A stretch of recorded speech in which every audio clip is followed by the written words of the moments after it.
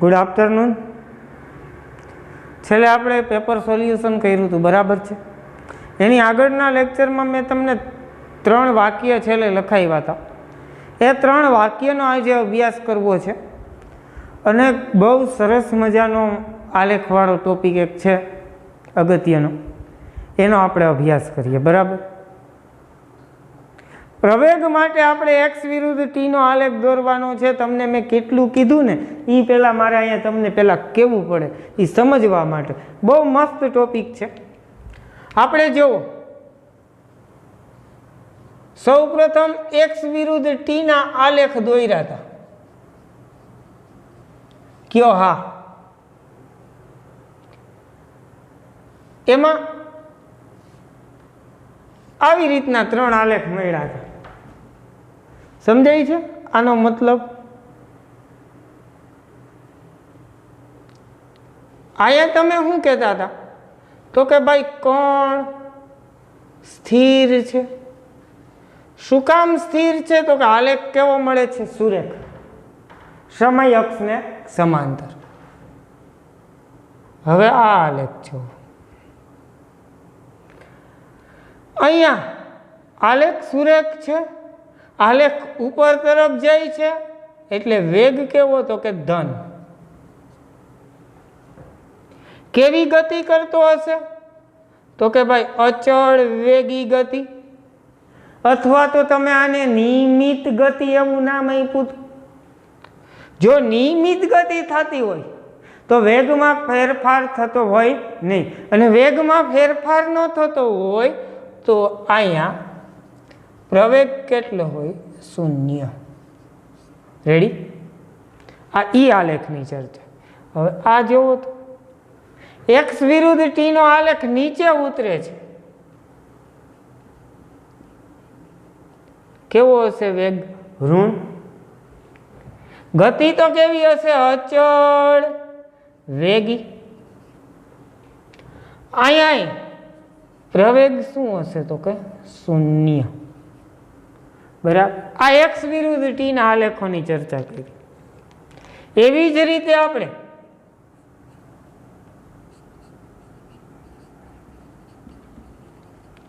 વી વિરુદ્ધ ટીના આલેખ જોઈ ગયા હતા. અહીંયા આપણે આ થિયરીમાં આલેખની કોઈ ચર્ચા નથી કરવાની, તોય તમને કહી દઉં. વી વિરુદ્ધ ટીમાં આવી રીતનો આલેખ મળ્યો હતો, ખ્યાલ છે? સીધી રેખા. અહીંયા તમે શું કીધું હતું? અચળ વેગી ગતિ. તો પ્રવેગ શું થશે? 0. અહીંયા અચળ પ્રવેગી ગતિ. કેવી ગતિ? અચળ પ્રવેગી ગતિ. અને પ્રવેગ કેવો હશે? તો કે ભાઈ ધન. અહીંયા અચળ પ્રવેગી ગતિ. પ્રવેગ કેવો હશે? તો કે ઋણ. બરાબર? આ એટલી ચર્ચા કરી હતી. હવે અહીંયા ધ્યાન આપજો, બહુ અગત્યનો ટોપિક છે.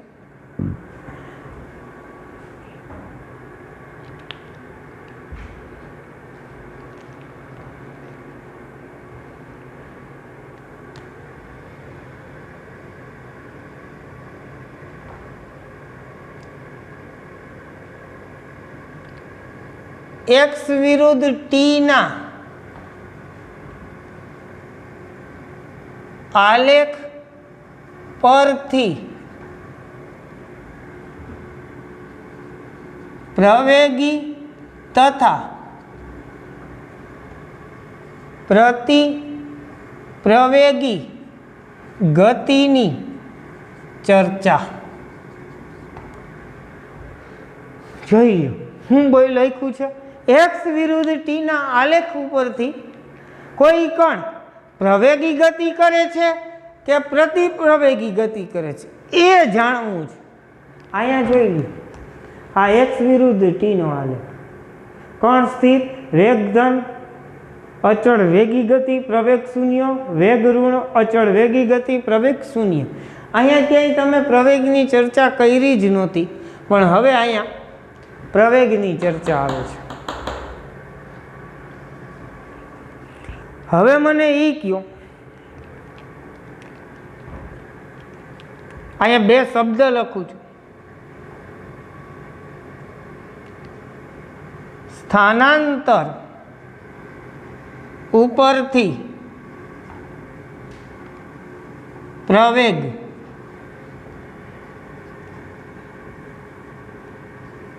મેળવવા માટે સ્થાનાંતરનું સમયની સાપેક્ષે દ્વિતીય વિકલન કરવું પડે. ખબર છે?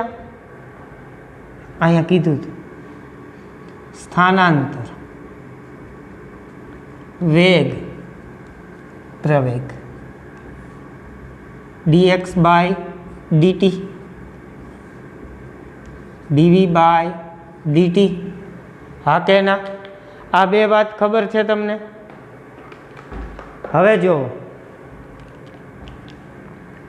સ્થાનાંતર ઉપરથી સીધો કૂદકો મારવો હતો પ્રવેગ ઉપર, ત્યારે તો કે કેટલી વાર વિકલન કરવું પડે? તો કે 2 વાર.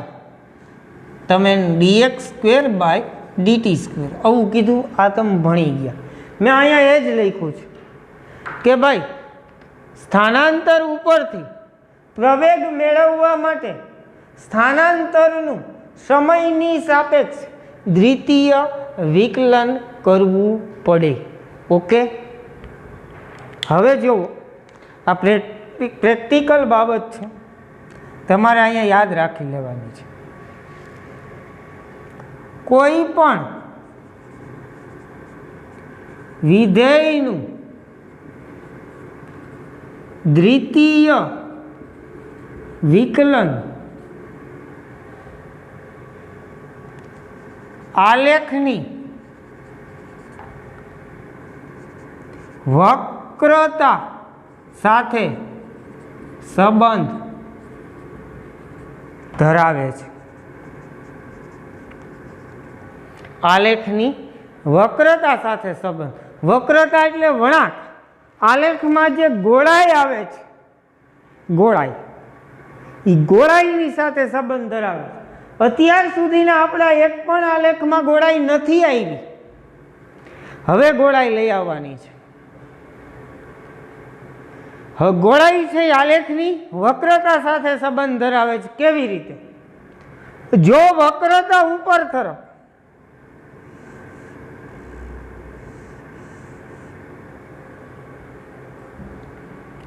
વક્રતા એટલે તમે વાટકો જોયો છે? વાટકો.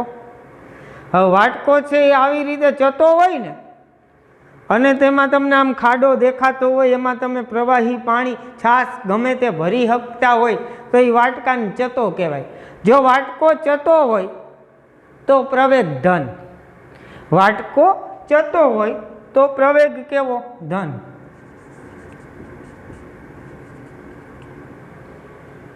જો વાટકો ઊંધો હોય આવી રીતે, એટલે તમે એમાં કંઈ ભરી ના શકો તો કેવો? પ્રવેગ ઋણ.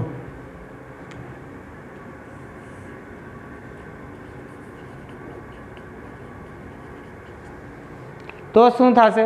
પ્રવેગ ઋણ થશે. રેડી? દેખાય છે? આ પ્રવેગ ધન અને આ પ્રવેગ. વાટકો ચતો હોય તો પ્રવેગ ધન, વાટકો ઊંધો હોય તો પ્રવેગ ઋણ.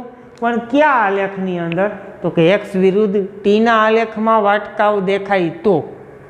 વાટકા દેખાવા જોઈએ હો પહેલાં તો. આ બાબત યાદ હોય તો આપણે એક સરસ મજાનો હું અહીં આલેખ દોરું ને, આલેખના આધારે તમારે મને જવાબ દેવાના છે. જો વક્રતા હોય નહીં તો પ્રવેગય ના હોય, વક્રતા હોય તો જ પ્રવેગ હોય. હજી અહીંયા એક લખી દો, એક લાઈન. વક્રતા શૂન્ય તો પ્રવેગ શૂન્ય, વક્રતા શૂન્ય તો પ્રવેગ એ કેવો શૂન્ય. રેડી. હવે હું એક્સ વિરુદ્ધ ટીનો આલેખ દોરું છું. અહીંયા ધ્યાન આપજો, બહુ સરસ આલેખ છે.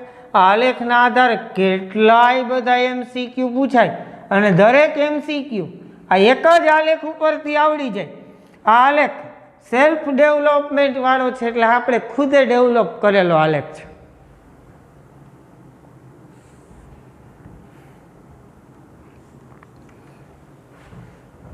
આ એક્સ અને આ ટી. રેડી. આવી રીતે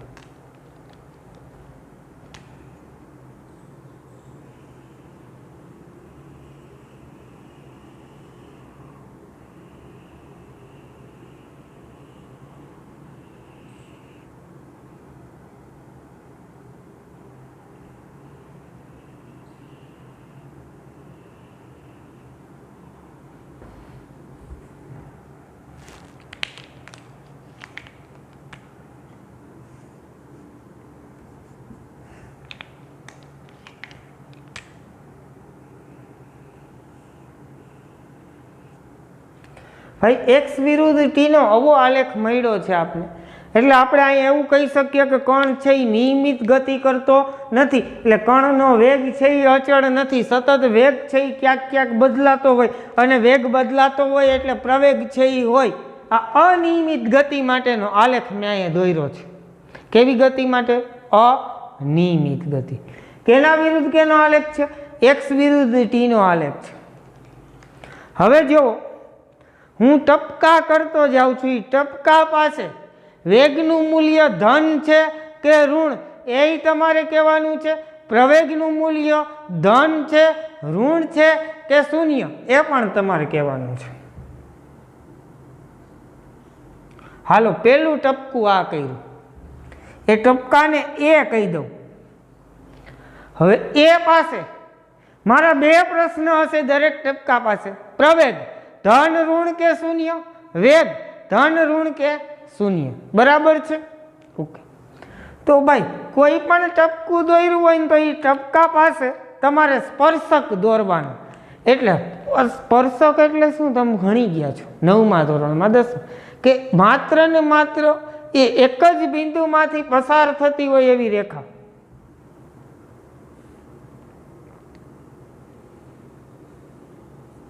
આ થઈ ગયો આ બિંદુ પાસેનો સ્પર્શક.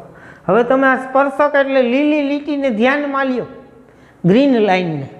એ કેવી લાઈન મળી? સીધી, સ્ટ્રેટ કે ને સમય અક્ષને સમાંતર? સમય અક્ષને કોઈ પણ રેખા સમાંતર હોય એટલે કણ સ્થિર હોય. કણ સ્થિર હોય એટલે વેગ શૂન્ય હોય. તો અહીંયા v બરાબર 0 થશે. ઓકે. પણ હજી આપને પ્રવેગની ખબર નથી, તો પ્રવેગ શું થશે? હવે પ્રવેગ માટે અહીંયા તમારે જોવાનું છે. સ્થાનાંતર ઉપરથી પ્રવેગ મેળવવા માટે સ્થાનાંતર સમયની સાપેક્ષે દ્વિતીય વિકલન કરવું પડે, ખબર છે? બીજી બાબત આ લખી હતી કે દ્વિતીય વિકલન આલેખની વક્રતા સાથે સંબંધ ધરાવે. જો વક્રતા ઉપર તરફ તો પ્રવેગ ધન, વક્રતા નીચે તરફ તો પ્રવેગ ઋણ, અને વક્રતા જ નહીં તો પ્રવેગય નહીં. હાલો, હવે કયો? તો અહીંયા વક્રતા જુઓ, વાટકો ઉપર તરફ છે, વાટકો ઉપર તરફ એટલે પ્રવેગ ધન. ધન એટલે કે 0 કરતા મોટો, એ ગ્રેટર ધેન 0. સમજાઈ ગયું? આ એક બિંદુની ચર્ચા થઈ. હાલો, હવે આ બિંદુ પાસે બીજું ટપ, તો એ બિંદુ પાસે સ્પર્શક દોર. એ તો આવી રીતનો મળ્યો ભાઈ, આ લાલ લાઈન. જો બી બિંદુ પાસે કયો, હવે બી બિંદુ પાસે બાળકો વક્રતા જ નથી, સ્ટ્રેટ લાઈન છે, સીધી રેખા છે ને. રેખા કઈ તરફ જાય છે? ઉપર તરફ. આલેખ કઈ તરફ જાય છે? ઉપર તરફ. વેગ કેવો હશે? ધન. અચળ વેગી ગતિ. પ્રવેગ કેવો હશે? શૂન્ય. કારણ કે અહીંયા વક્રતા નથી એટલે વી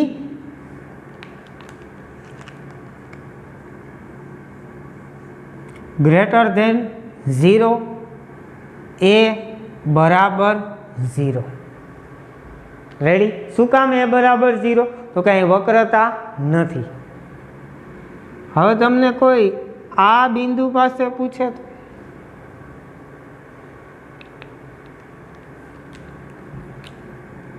હાલો, આ સી બિંદુ પાસે તમને મેં પૂછ્યું તો સી બિંદુ પાસે તમારે સ્પર્શક દોરવો પડે. આ થઈ ગયો સી બિંદુ પાસેનો સ્પર્શક. હવે જો ઉપર તરફ આલેખ જાય છે, આલેખ ઉપર તરફ જાય એટલે વી ગ્રેટર ધેન શું હશે? 0. ઓકે, હવે આલેખની વક્રતા સામું જુઓ. વાટકો ઊંધો છે, વાટકો ઊંધો છે. એ 0 કરતા નાનો એટલે કે પ્રવેગ કેવો? ઋણ. શું કામ? તો કે વાટકો ઊંધો છે. વાટકો જતો હોય તો પ્રવેગ ધન, વાટકો ઊંધો હોય તો પ્રવેગ ઋણ. રેડી? એવી જ રીતે અહીંયા ડી બિંદુ પાસે પૂછ્યું હોય તો આ ડી, હાલો ડી પાસે. હવે જો આલેખ નીચે ઉતરવા માંડ્યો આવી રીતે, આવી રીતે કોઈ રેખા હોય તો આ રહી રેખા, તો વેગ કેવો? ઋણ. એટલે અહીંયા વી લેસ ધેન શું આવશે? 0. હજી મને કયો શું કહેવું? તો કે આ બિંદુ પાસે પ્રવેગ એ, વાટકો ઊંધો તો પ્રવેગ કેવો? ઋણ. સમજાય છે? હજી આ બિંદુ પાસે ચાલો પૂછું,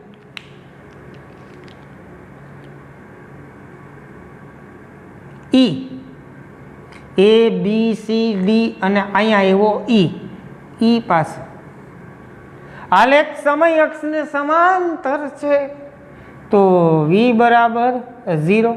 હાલો એ બોલો, વાટકો ઉપર તરફ છે. રેડી? એટલી બાબત થઈ. સમજાય? હવે આલેખના કોઈ પણ બિંદુ પાસે તમને પૂછે તો ત્યાં તમને આવડે. માની લો કે મેં આ બિંદુ પાસે ટપકું કર્યું તો આ બિંદુ પાસે તમે મને એમ કહો, શું કહેવું? તો કે અહીંયા વક્રતા નથી એટલે પ્રવેગ નથી, વક્રતા નથી એટલે પ્રવેગ નથી. આલેખ નીચે તરફ ઉતરે છે એટલે વેગ ઋણ છે.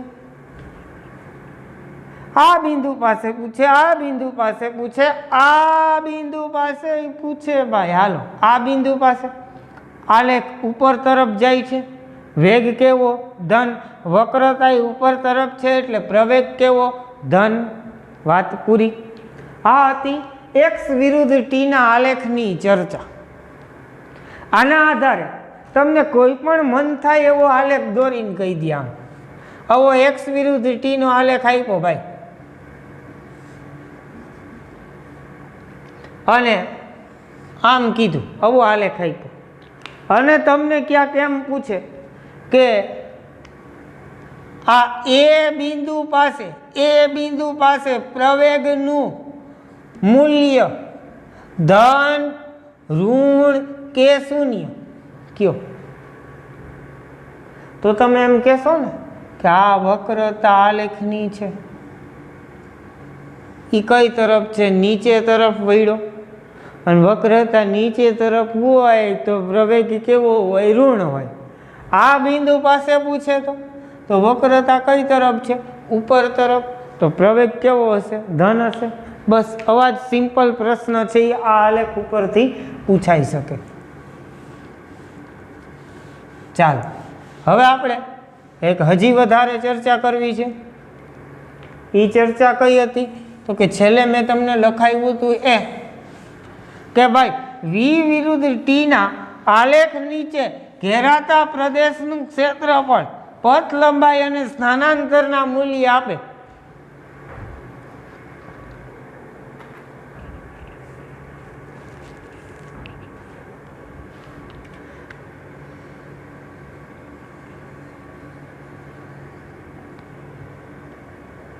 એનું આપણે ઉદાહરણ જોઈએ સીધું. થિયરી મેં તમને આગળના લેક્ચરમાં લખાવી દીધી છે. વી વિરુદ્ધ ટીના આલેખ નીચે ઘેરાતા પ્રદેશનું ક્ષેત્રફળ, પથ લંબાઈ અને સ્થાનાંતરના મૂલ્ય આપે.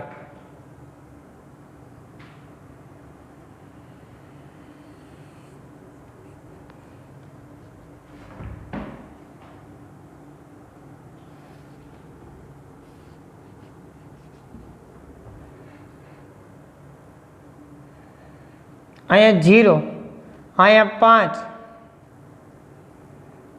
અહીંયા લખી નાખું -5. આ વેગ છે મીટર પ્રતિ સેકન્ડમાં, આ ટી છે સમય કેમાં? સેકન્ડમાં. ઓકે, હાલો.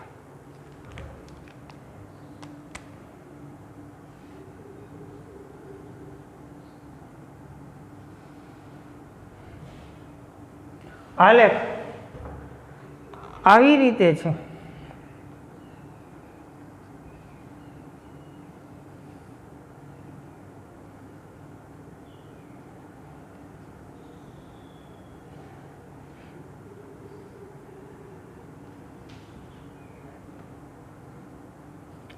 આ સમય છે 0, 5, 10, 15 અને 20. અને આ વી વિરુદ્ધ ટીનો આવી રીતનો આલેખ આપને આપ્યો છે. અને તમને એમ પૂછે કે પથ લંબાઈ અને સ્થાનાંતર શોધો. તો હવે પથ લંબાઈ કેવી રીતે શોધવી?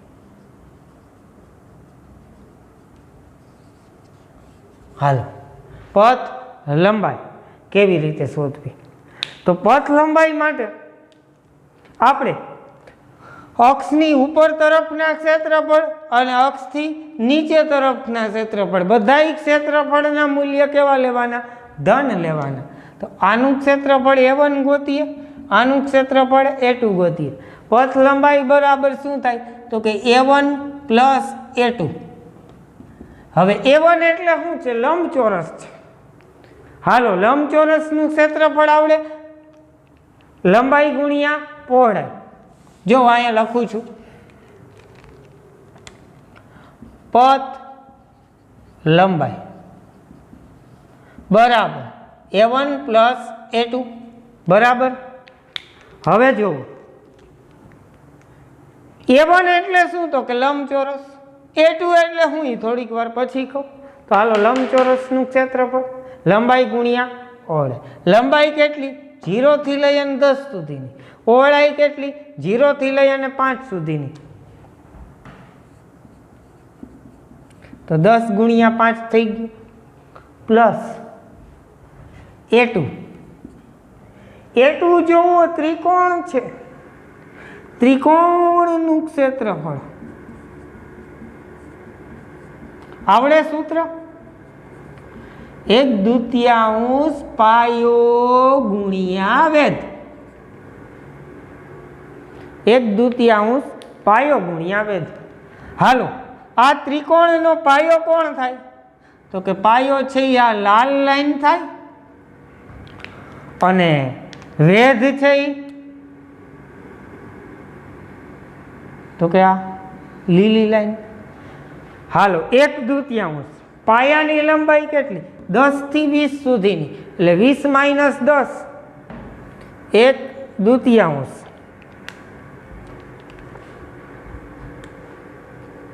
1/2 પાયો કેટલો? 10 થી 20 સુધીનો, એટલે 20 - 10 કરો એટલે કેટલી લંબાઈ થઈ? 10. અને એને ગુણ્યા વેધ. આ અંતર કેટલું? તો કે 5. -5 નથી લેવાના, કારણ કે પથ લંબાઈ માટે બધા ક્ષેત્રફળ કેવા લેવાના છે? ધન. હાલો, જવાબ 10 ગુણ્યા 5 એટલે 10 × 50, પ્લસ 5 ગુણ્યા 5 એટલે 25, 50 પ્લસ 25 એટલે 75 મીટર. આ મળી ગઈ પથ લંબાઈ. હવે સ્થાનાંતર શોધવાનું કે તો ઉપાધિ ક્યાં કરવાની છે? A1 minus A2. અક્ષથી ઉપર તરફના ક્ષેત્રફળ ધન લેવા અક્ષથી નીચે તરફના ક્ષેત્રફળ ઋણ લેવા. વાત પૂરી. હાલો A1 કેટલું છે? 10 ગુણ્યા 5 એટલે 50 માઇનસ A2 કેટલું છે? તો કે 25, પણ નિશાની કઈ આવશે? માઇનસ, કારણ કે એ નીચે તરફનું છે. 50 માઇનસ 25 એટલે 25 મીટર. આ મળી ગયું આપને સ્થાનાંતર. સમજાય છે? ઓકે. તો હવે એક હોમવર્કની અંદર તમને પ્રશ્ન લખાવું છું, બરાબર?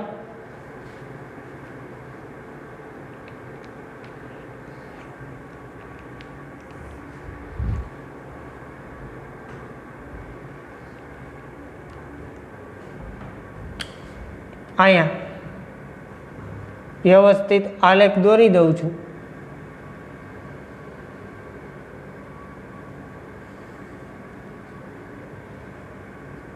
વી વિરુદ્ધ ટીનું. અહીંયા 5, 10, 15 અને આ 20, બરાબર? અહીંયા સેકન્ડ 1, 2, 3, 4, 5, 6, હજી આગળ વધારી દઈએ, અને આ 7. હવે આલેખ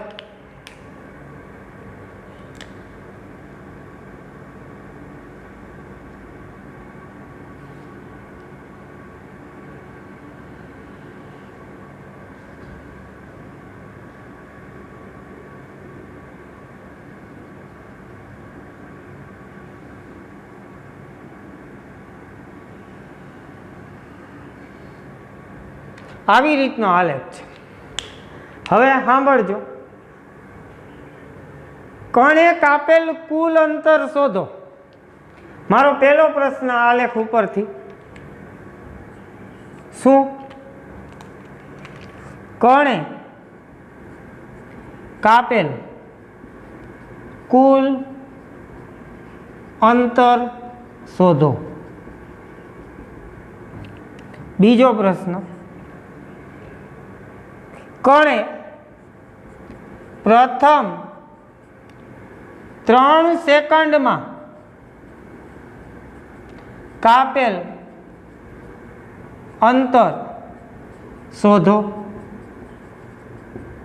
ત્રીજો પ્રશ્ન, કણે છેલ્લી 2 સેકન્ડમાં કાપેલ અંતર શોધો.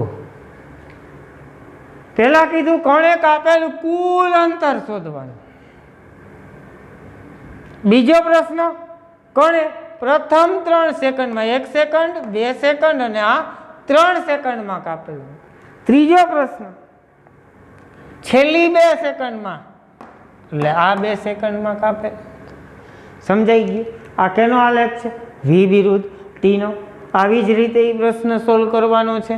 ચાલો વધુ માહિતી આગળના લેક્ચરમાં જોશું. ન થાય તો મને કહેજો. આ દરેક બાબત તમારે લખવાની છે અને આ મને કાલ સુધીમાં, મોર્નિંગ સુધીમાં મોકલી દેવાનું છે, બરાબર છે? ચાલો, મહાદેવ હર.